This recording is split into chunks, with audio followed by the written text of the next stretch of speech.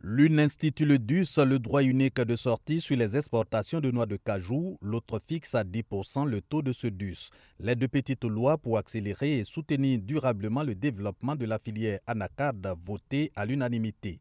Pareil pour le test visant à diminuer de 26 000 à 16 000 francs CFA le kit de la télévision numérique terrestre et ce réduisant les droits de terre au profit de la société d'État Côte d'Ivoire Énergie.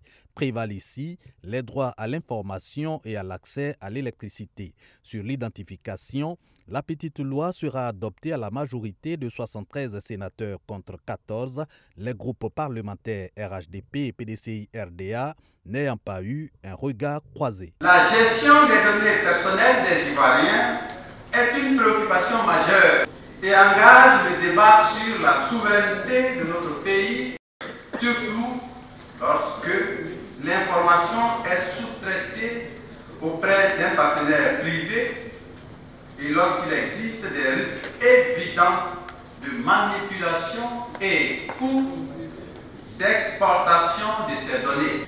Ces données collectées et traitées permettront d'une part d'attribuer à vie à chaque personne identifiée un numéro d'identification unique qui sera désormais exigible pour l'accomplissement de tous les actes de la vie civile et d'autre part de produire des documents d'état civil et d'identification uniformisés, de produire des données nominatives personnelles et biométriques pour l'identification des personnes physiques et de lutter efficacement contre la fraude sur l'identité.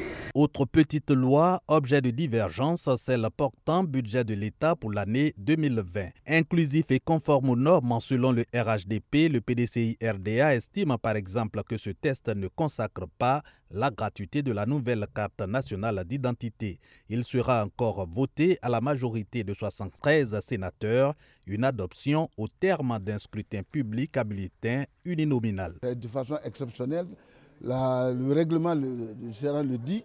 C'est public, ce bulletin doit être public, parce que nous devons comprendre qui a voté contre le budget et qui a voté pour le budget. Ceux qui se sont abstenus ou ont voté contre, vous savez, nous sommes en démocratie, chacun est libre de son choix, mais ce qui est certain, c'est un budget véritablement programme qui va certainement permettre à la Côte d'Ivoire de faire un bon décollage. Au total, 7 projets de loi en provenance de l'Assemblée nationale, dont celui relatif au budget programme voté par le Sénat ce 16 décembre 2019, restent donc leur promulgation par le président de la République.